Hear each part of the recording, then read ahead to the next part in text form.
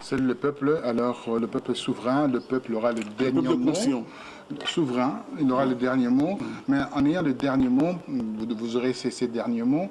Dites-moi, il y a une manifestation le 9. Les Congolais veulent reprendre le marche, les Congolais veulent reprendre le flambeau, les Congolais veulent traquer, on terminera avec ça, veulent traquer les dignitaires qui viennent ici, s'évautrer, s'asseoir ici et dépenser leur argent ici.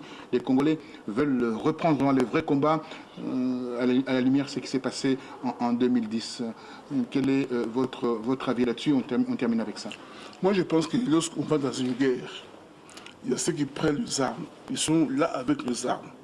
Il y a d'autres qui sont là en train d'écrire. D'autres encore en train de préparer pour que les militaires puissent manger.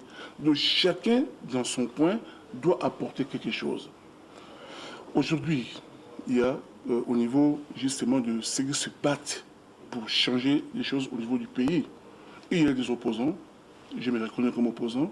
Il y a des combattants, des résistants que je respecte. Chacun essaye d'aborder les problèmes du Congo selon un angle qui lui est propre. Tu vois, c'est que moi, par exemple, je suis dans une position où je me dis, je suis pour les élections. Mais puisque les élections n'auront pas lieu, il faudrait que le peuple utilise l'article 64. Je suis du côté politique.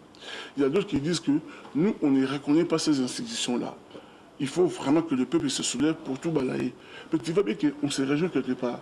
Donc pour dire seulement que chacun essaie de combattre ce qui est sur le terrain par rapport à son analyse, par rapport à son approche.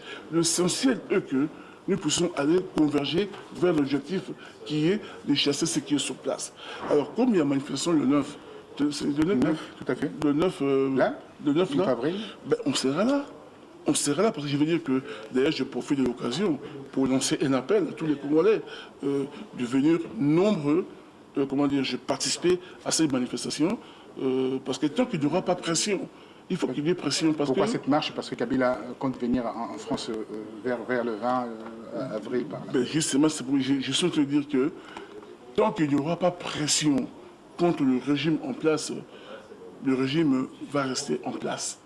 Si les Congolais se levaient comme un seul homme pour commencer à dire ouvertement à ces gens-là que nous ne voulons plus de vous au niveau, comment dirais-je, de la gouvernance du pays, mais ça serait une très très bonne chose. Donc si Kabila arrivait le 21, c'est ça? Ouais, le 21, oui. Je trouve normal que la population aille à la manifestation. Et moi je serai avec toi d'ailleurs, on sera à la manifestation pour dire non à Kabila, tout simplement. Voilà. Merci. Non à Kabila, non bien entendu au glissement, non bien entendu à la transition. Le respect de la Constitution. Le respect de la Constitution. Et je terminerai en disant ceci. Au niveau du Congo, notre combat à nous, demain, moi, Bob, président du Congo, prendre date aujourd'hui, aucune matière, comment dirais-je, matière première du Congo ne pourra être exportée sans avoir été transformée d'abord au niveau du pays. Merci. Voilà l'une des propositions de M. Bob Bolabou, qui est bien entendu un leader de l'opposition, de la dynamique qui se met en place au Congo. Je suis un leader, je ne sais pas si je suis un leader, c'est vous de voir, mais je suis ni un grand, ni un petit. Je suis tout simplement quelqu'un, je donne mes idées. Si vous estimez que je suis un leader, merci. Un leader d'opinion, bien entendu, un leader politique également. Voilà, nous allons nous retrouver pour un prochain rendez-vous avec un autre candidat, un autre homme politique qui va nous parler de la RDC. Merci à vous et à très bientôt. Au revoir.